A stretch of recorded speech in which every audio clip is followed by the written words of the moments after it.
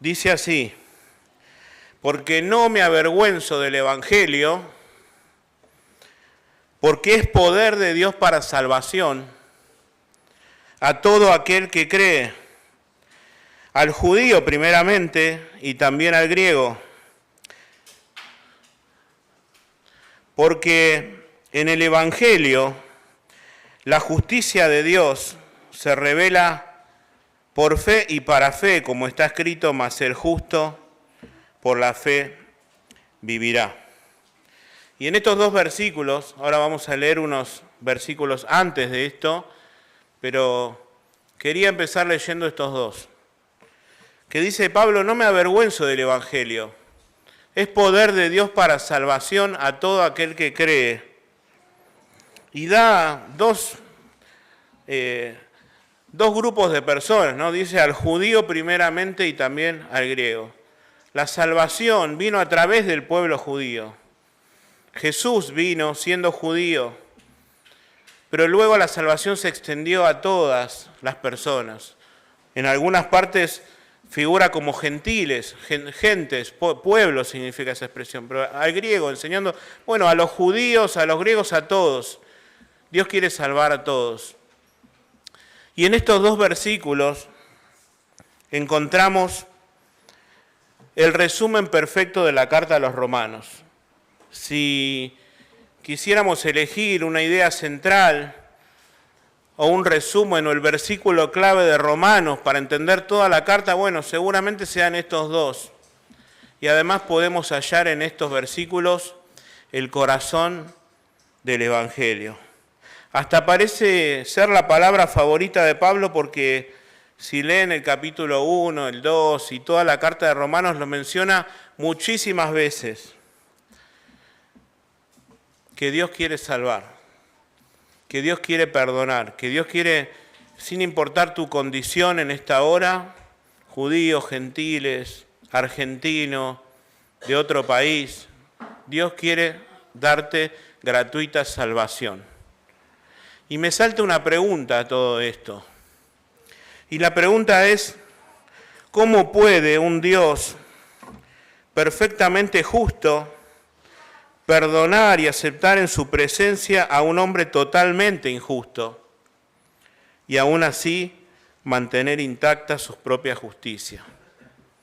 Te lo voy a repetir. ¿Cómo puede un Dios perfectamente justo perdonar y aceptar en su presencia a un hombre totalmente injusto y aún así mantener intacta su propia justicia? Seguir siendo justo, seguir siendo santo.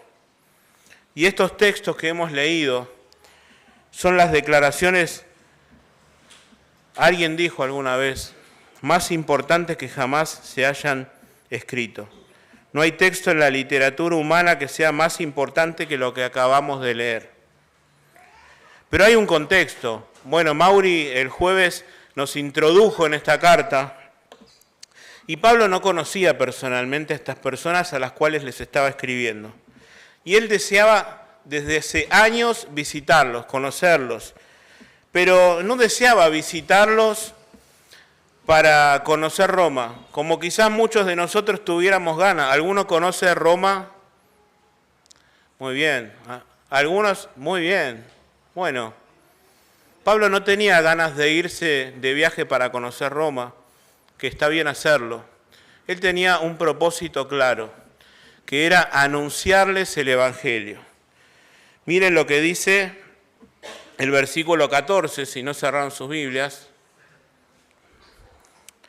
A griegos y a no griegos, a sabios y a no sabios soy deudor. Él tenía una deuda. Él consideraba que estaba en deuda con todas las personas que existían. ¿Y cuál era esa deuda? Anunciarles la buena noticia, predicarles las buenas noticias de salvación. Y dice el versículo 15, así que en cuanto a mí, dice Pablo, pronto, ansioso, deseoso, tengo un gran anhelo de anunciarles el Evangelio también a ustedes que están en Roma. Y ante la imposibilidad de ir a Roma, como dice él, una y otra vez, pero fui estorbado y no pude ir, escribe esta carta a los romanos. Y los versículos 16 y 17 que hemos leído son el resumen magistral de ese evangelio que él deseaba predicar. Y empieza diciendo, no me avergüenzo del evangelio. Él no se avergonzaba. Y yo creo que tenía muchos motivos para avergonzarse del evangelio. Miren,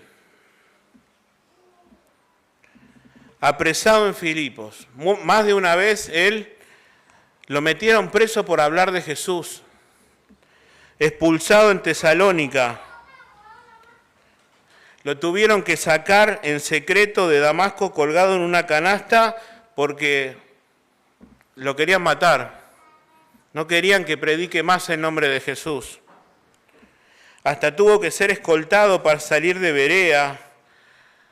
Fue burlado en Atenas. Decían, ya te vamos a oír, es un palabrero. Decían una y otra vez y se burlaban de lo que Pablo enseñaba y predicaba. Fue menospreciado en Corinto. Algunos ni lo consideraban apóstol y él defendía su apostolado. No, Cristo se me apareció, yo lo vi al Señor y les comparto la buena noticia. Apedreado y casi muerto en Listra. Acusado de profanar el templo en Jerusalén y tantas otras cosas que vemos en el libro de los Hechos de los Apóstoles, en las cartas, motivos por los cuales cualquiera de nosotros, a decir verdad, hubiéramos renunciado. Como decir, no, me pasó esto, me pasó lo otro. Cualquier ser humano normal hubiera abandonado por algo que le traía tantos problemas. Yo creo en Jesús y cada vez me va peor. Y así es como podía pensar Pablo. Y la pregunta que yo me hacía, ¿abandonarías vos? ¿Abandonarías? Dirías, no, esto me trae muchos problemas, no es de Dios. Nos inventamos todas las frases, los cristianos. No, la voluntad de Dios es agradable, esto no me está haciendo agradable, no es de Dios. Pero Pablo seguía y seguía y seguía. Y hasta decía, ay de mí, ¿no? Ay de mí, si no anuncio el Evangelio. Y este mensaje, que ahora vamos a contarte qué es el Evangelio, que tanto mencionamos, podía avergonzar a algunos en aquel tiempo. Pero él decía, yo no me avergüenzo. Miren de lo que se acusaba a los cristianos en ese momento. Eran acusados de ser ateos por no adorar a los dioses del Olimpo, a los dioses de Atenas. Eran acusados de caníbales porque decían que comían la carne del Señor. Claro, celebraban la cena del Señor, la recordación que hicimos hace unos momentos, y el Señor, cuando la estipuló, dijo, coman este pan que es mi carne y toman este vino que es mi sangre. Y la gente se lo tomaba literal, como que estaban, ¿qué hacen estos que están comiendo la carne del Señor? Y no significaba eso, pero los acusaban de caníbales y algunos provocaba vergüenza y no querían hablar de Jesús. Eran acusados de sedición por no querer adorar al César, que las personas debían adorarlo como Dios, como Señor, como un Kyrios, que se le llamaba en ese momento. Los cristianos se rehusaban, o al menos debía ser así y debe ser así, de reconocer a otro Señor que no fuera Jesucristo, y eso los llevó a ser perseguidos. El mensaje que proclamaban y proclamamos los cristianos era y es totalmente absurdo en muchos sentidos. Decir que un carpintero nacido en Belén, una aldea recontra chica, criado en Nazaret, que cada vez que le decían de dónde era Jesús, de Nazaret, decían de Nazaret puede salir algo bueno. ¿Quién es este Jesús que no lo conoce nadie? Y encima morir en una cruz que estaba reservado para los peores delincuentes. Incluso los mismos romanos, al ser ciudadanos romanos, había una ley que les impedía ser muerto en una cruz porque era algo totalmente vergonzoso. Y a algunos este mensaje les provocaba vergüenza. Y miren lo que dice, y quizás puede provocar vergüenza en algunos de nosotros hoy en día. Sí, en aquel tiempo algunos se avergonzaban, pero quizás hoy también. Pensá, y yo tuve que pensar para mí mismo, si puedo ser uno de esos. 1 Corintios 1:18 dice, porque la palabra de la cruz, el mensaje del Evangelio, es locura a los que se pierden. Vos le predicás a alguien y decís, esto no tiene sentido, pero a los que se salvan, esto es a nosotros, es poder de Dios. Pablo decía hace un momento, no me avergüenzo del Evangelio, ¿por qué? Porque es poder de Dios. Y ahora vamos a ver, ¿poder de Dios para qué? Este mensaje era un insulto a la inteligencia. Algunos cristianos en Roma se avergonzaban. Y Pablo, sin embargo, después de haber padecido una y otra vez, de ser apedreado, de ser encarcelado, no dijo, bueno, ¿será que no es la voluntad de Dios? Cada vez me va peor. No, él seguía y decía, yo no me avergüenzo del Evangelio. ¿Tenés esa misma actitud como cristiano? ¿O sos simplemente un cristiano de iglesia? ¿Vivís el Evangelio? Pablo vivía por el Evangelio. Era su leitmotiv, era su motivo de vida. La razón por la que Pablo quería predicarles el Evangelio es porque no se avergonzaba del Evangelio. Y da 4 razones que quiero compartir con ustedes y espero ser lo más breve posible. En primer lugar, Pablo dice que es poder de Dios. Y dice, ¿no? No me avergüenzo del Evangelio porque es poder de Dios para salvación. Sí, a algunos este mensaje les podía resultar absurdo, pero Pablo dice, este es el poder de Dios para salvar a los pecadores. A otros le parecía una locura, una estupidez, algo ilógico, que alguien se pueda salvar por alguien que murió en la cruz. Miren, 1 Corintios 1:20, son casi paralelismos. Pablo les está hablando más o menos de las mismas cosas a otra iglesia. Dice, ¿dónde está el sabio? Había muchos sabios en ese tiempo. Los griegos se consideraban más sabios que todo el mundo. Por eso Pablo empieza el versículo 14 y dice, a sabios y a no sabios. ¿Te considerás sabio? Es para vos. ¿No te considerás sabio? El Evangelio también es para vos. Pero dice, ¿dónde está el sabio? ¿Dónde está el escriba, el que estudió la Escritura? ¿Dónde está el disputador de este siglo? Los que debaten, los que piensan que tienen la sabiduría de este mundo. ¿Dónde están? Dice Pablo. ¿De qué les sirvió todo eso? ¿No ha enloquecido Dios la sabiduría de este mundo?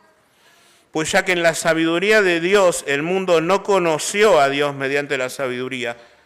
Podés ser la persona más intelectual del mundo, el más inteligente, pero la palabra de Dios dice que el mundo no conoció a Dios mediante esa sabiduría. No te sirve de nada para llegar a Dios. Tus habilidades, tu intelecto, tu dinero, no sirve absolutamente de nada. Dice, ¿no ha enloquecido Dios la sabiduría de este mundo? Pues ya que en la sabiduría de Dios el mundo no conoció a Dios mediante la sabiduría, agradó a Dios salvar a los creyentes por la locura de la predicación. Porque los judíos piden señales. Bueno, yo quiero creer en Dios, pero dame una señal, decían los judíos. Y los griegos buscan sabiduría. Ya te vamos a escuchar decir algo nuevo, le decían a Pablo. Querían oír alguna idea nueva. Eso es lo que busca la gente. Ver milagros, escuchar algo novedoso y decir, wow, qué bueno. Pero nosotros predicamos a Cristo crucificado. Para los judíos ciertamente tropezadero y para los gentiles una locura. Mas para los llamados, así judíos como griegos, Cristo, poder de Dios y sabiduría de Dios. ¿Querés ser realmente sabio? Conoce a Dios. ¿Querés realmente que tu vida tenga sentido? Entregale tu corazón en esta hora al Señor Jesucristo. Y vas a ser más sabio que los sabios, dice la palabra de Dios. Esta sabiduría, este intelecto, el dinero que podés tener o lo que se te ocurra, no te va a servir absolutamente de nada para ser justificado delante de Dios. Y dice la palabra de Dios que el Evangelio es poder de Dios para salvación. ¿Poder para qué? Para salvar. No es un poder para destruir. Muchos utilizan el poder en este mundo para destruir. Pero Dios quiere salvar, quiere reconstruir una vida que está destrozada por el pecado. Yo no sé cómo venís hoy. Quizás tomaste malas decisiones. No existe otro método en el mundo, ninguna terapia psicológica, ningún remedio. Nada puede hacer lo que el Evangelio puede lograr en tu vida. Nada. De tomar una vida totalmente arruinada y destruida por el pecado y transformarla en una nueva criatura. Muchos de los que estamos acá podemos dar fe de eso, dar testimonio vivo. Sí, Dios me transformó a mí. Y Pablo decía lo mismo.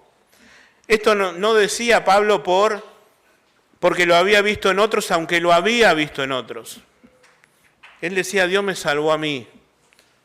Él aborrecía con todas sus fuerzas el nombre de Jesús. Había tomado como la misión de su vida ir en contra de Jesús.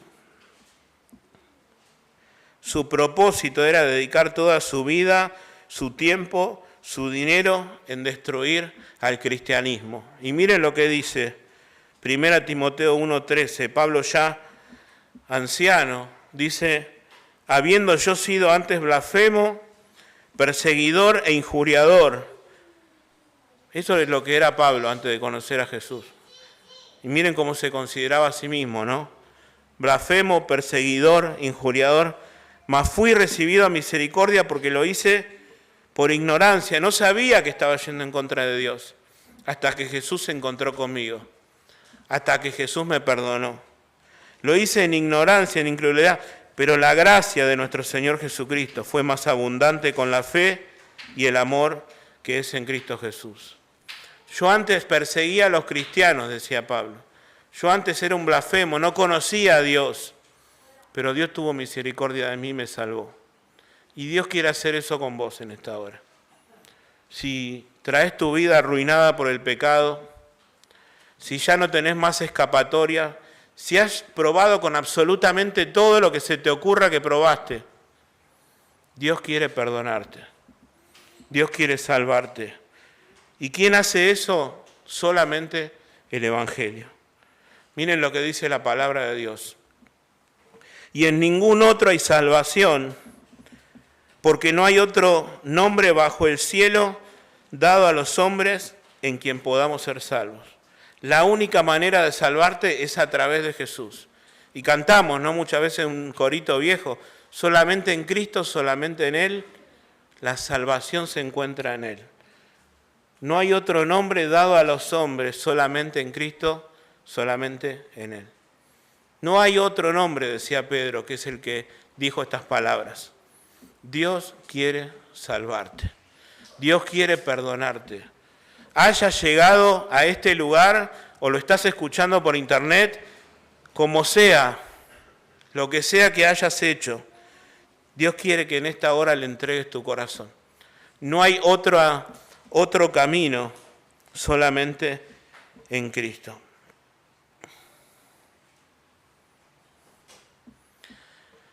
Y fíjense este detalle. No dice que el Evangelio tiene poder. Dice que el Evangelio es poder de Dios. Y es a través de la predicación del Evangelio.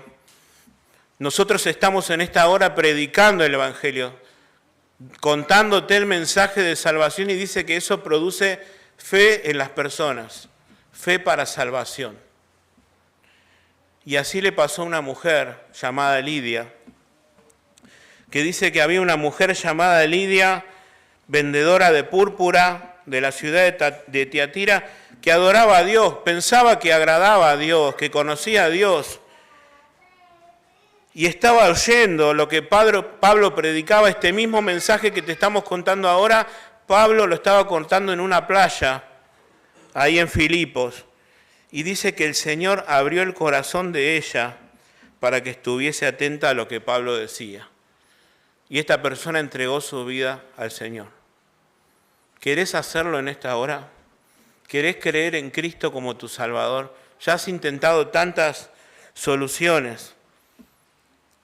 Pablo no se avergonzaba del Evangelio porque es poder de Dios para salvación. ¿Y cuál es ese mensaje del Evangelio? Que Cristo Jesús vino al mundo, él decía, a salvar a los pecadores, de los cuales soy el primero, que nuestros pecados nos alejaron de Dios, que el mismo Hijo de Dios se hizo hombre, vino en este mundo, murió en una cruz y resucitó para perdonar nuestros pecados. Y dice la palabra de Dios que todo aquel que en Él cree no se pierde, sino que tiene vida eterna. Ese es el mensaje del Evangelio. Que estábamos perdidos en nuestros pecados y que Jesús vino a este mundo a ocupar nuestro lugar en la cruz, para que todo aquel que en Él cree y se arrepiente de corazón en esta hora y le dice, Señor, quiero que seas mi Salvador, perdóname. Esta palabra puede ser una locura para otros, pero para los que se salvan, vos podés ser uno de los que se salven en esta hora. Es poder de Dios para salvación. Y esa palabra salvación significa liberación, ser rescatado a tiempo de un peligro inminente, de la ruina, ser rescatado de la destrucción, de la condenación. Y si el Evangelio es poder de Dios para salvación, ¿salvarnos de qué? Me preguntaba yo, ¿no? Y yo estoy con los coritos viejos, ya lo saben. Cuando estaba leyendo me acordaba de un corito, a ver si quién se acuerda. Cristo es la respuesta a la humanidad. ¿La tenían? Y si Cristo es la respuesta, ¿cuál es la pregunta? Me preguntaba yo, ¿no?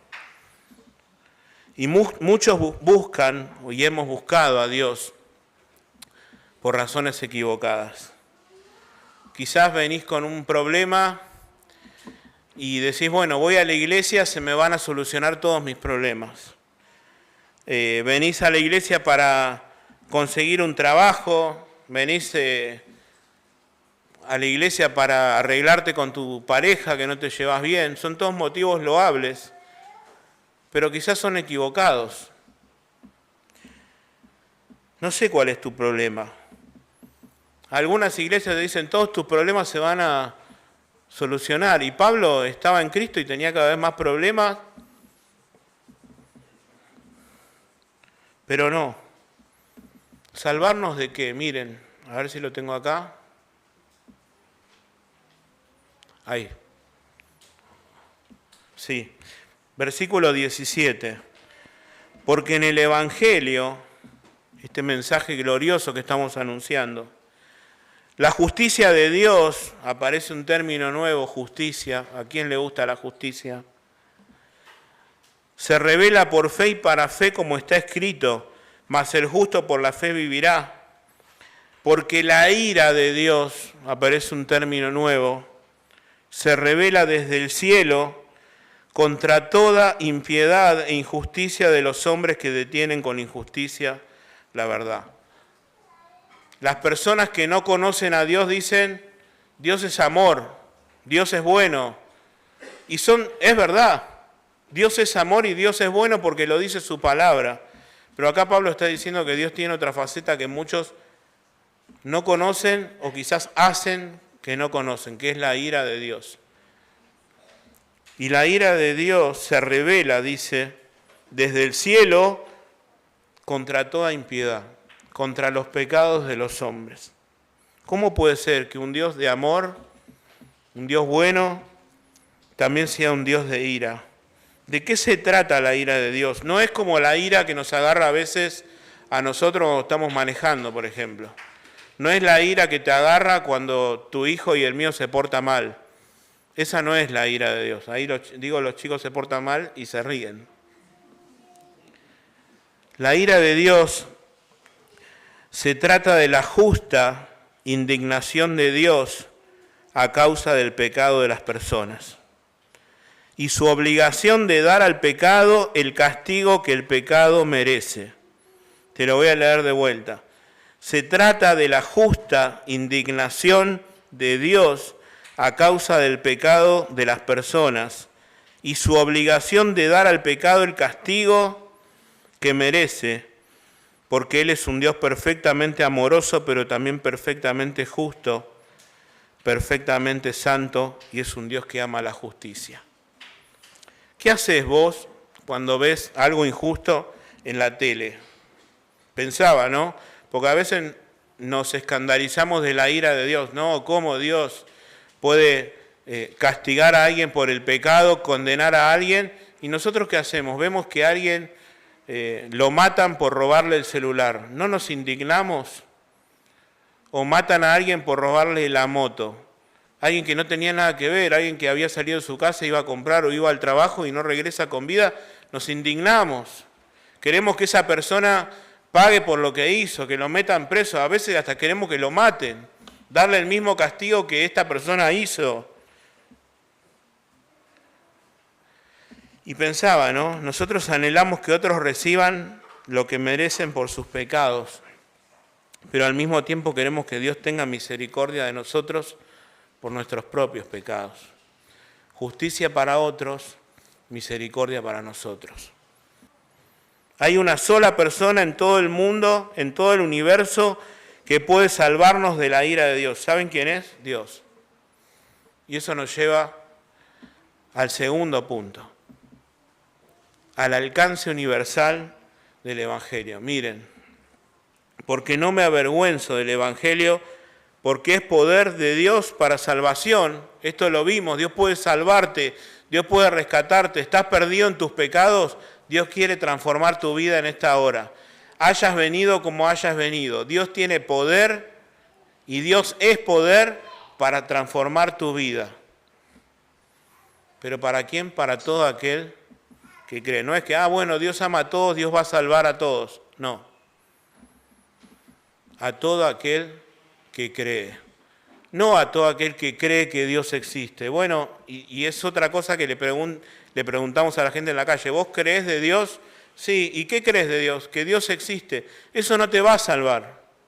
Si venís a la iglesia, que venía a la iglesia, por supuesto, no te va a salvar. Si conoces alguna historia de la Biblia, no te va a ser justo. Te va a ser justo el creer en Jesucristo como tu Salvador. El reconocer tus pecados y decir, Señor, viví toda una vida alejada de vos, en pecado. Te pido que me perdones, te pido que me salves. Creo en Jesucristo como mi Salvador, que es mucho más que creer que existe. Y la oferta es para todos, porque todos necesitamos lo que el Evangelio ofrece, no importa tu condición. Ya lo dijimos, sos rico, necesitas la salvación. Sos pobre, necesitas la salvación. Hayas hecho lo que hayas hecho, existe una sola oferta de salvación para todo el mundo. Miren, todos escritos de Pablo, porque hay un solo Dios y un solo mediador entre Dios y los hombres. Algún sacerdote te puede decir, yo soy el mediador entre vos y Dios. No. Hay una sola persona que te puede salvar, Jesucristo. Hay un solo Dios y un solo mediador entre Dios y los hombres, el Señor Jesucristo, quien dio su vida como rescate por todos. Y es un encuentro personal, no te va a salvar porque te trajo tu mamá, porque te trajo tu papá, porque venís a la iglesia con tu familia. Te vas a salvar porque tuviste un encuentro personal con el Señor Jesucristo. Si no crees en Cristo, estás perdido. La oferta es para todos, siempre y cuando hay una condición, reconozcas tu pecado y creas en Cristo como tu Salvador. Este es el mensaje del Evangelio. ¿Cuál es el mensaje? Que Jesús vino a salvar a los pecadores y que nos manda a arrepentirnos y a creer en el Evangelio. Tan sencillo como lo escuchás. Dejar de creer en tu bondad, en tu decencia, en tu justicia, en tu moralidad, en tu religiosidad. Yo hago cosas buenas. Es venir como un mendigo delante de Dios y rendirte. Señor, te entrego acá, entregarme el cargamento. Es como cuando no fui nunca preso, pero supongo que te sacás el reloj, te sacás las cosas, tomá, acá estoy, soy culpable.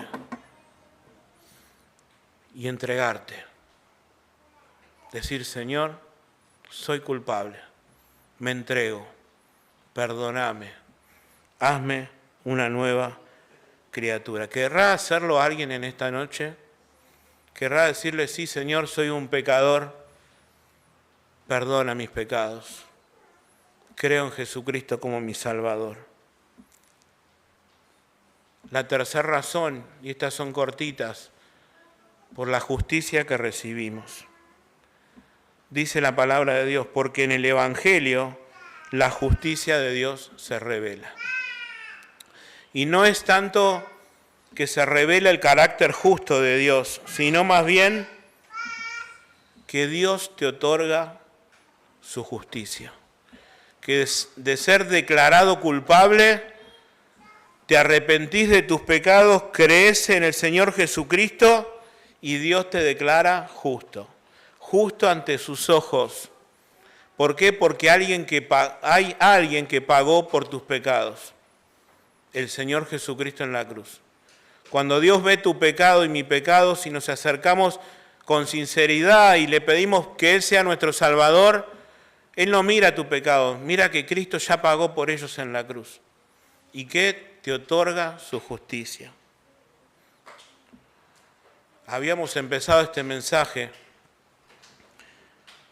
¿Cómo puede un Dios perfectamente justo perdonar y aceptar en su presencia a un hombre totalmente injusto y aún así seguir siendo justo? Y la respuesta es Jesús. La respuesta es Jesús. Dice la palabra de Dios que al que no conoció pecado, por nosotros lo hizo pecado, para que fuésemos hechos justicia de Dios en él.